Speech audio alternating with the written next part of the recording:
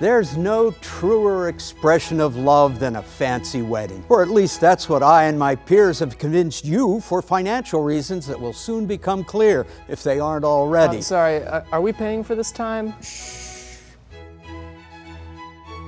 Long ago, marriage was strategic, a way to legally bind two families or to increase one family's land holdings. Today, very few issues can be settled by robbing your children of their right to choose a lover. However, people like me still wanted to make money, so we built an industry around the idea that you should legally bind yourself to the person with whom you most enjoy having sex. Or failing that, with whom you're most comfortable. Or failing that, anyone you want for basically any reason, including immigration or tax concerns, provided it's not a family member. You don't have to, of course, but it would be weird and kind of pathetic if you don't. Your parents agree with us. And anyway, can you really put a price on love? Yes, love costs on average $31,500. Holy fucking shit! Yeah, same question? I told you we shouldn't have given a kosher option. Save it for the vows. Is this a wedding or an informative short? We honestly don't know. Congratulations, you've met the love of your life. What better way to celebrate than by spending several paychecks on a party for so many friends, family members, and people you don't know, but who your parents insisted you invite, that you never speak with any of them for longer than 15 seconds. Society has agreed that it would be awkward if those in love didn't host a cripplingly expensive event at which your friends and family get to watch you kiss and have a chance to object if they want, preferably after the meal.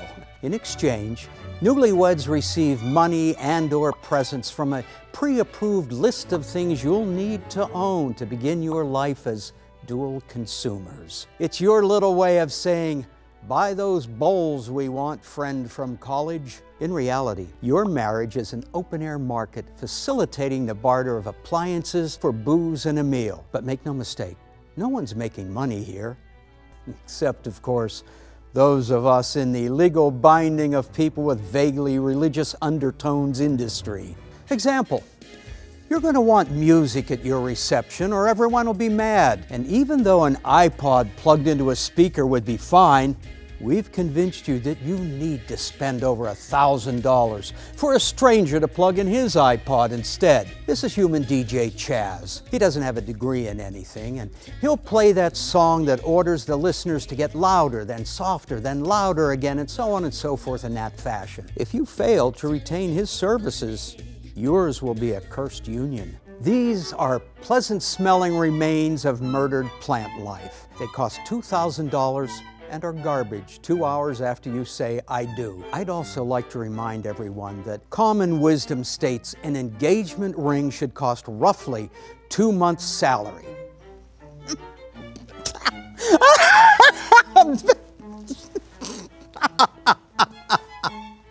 And let's not forget about your maid of honor and best man. We don't profit much on that one, outside of charging them an outrageous amount to rent an outfit worn by dozens of people before. Really, we just thought forcing you into picking your favorite friend would be a funny way to add stress to your wedding day. You literally have to decide which of your friends is best, then make them write a speech. Even though this is only my 4th time talking in front of a group, I'm gonna tell a wildly inappropriate story about the group. It's intensely private, but society has obligated me to reveal it on what is arguably the most important day of his life, in front of people who really aren't gonna find it charming. But don't worry, everyone. I'm drunk! Woo! Boo-boo-boo-boo! Boo-boo-boo! Boo-boo! Add in a choreographed dance, thank you notes, and vows, and you'll soon see your wedding as that expensive party that requires homework. And don't forget, everyone knows you're going to have sex afterwards. They're all fine with it, there's no problem.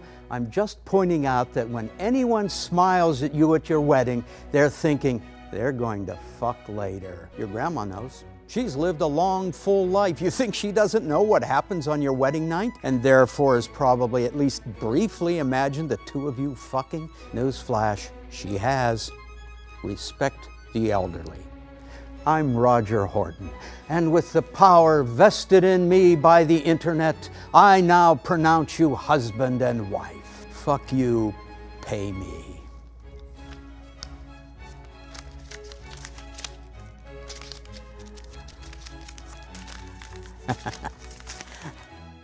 Hey, thanks for watching.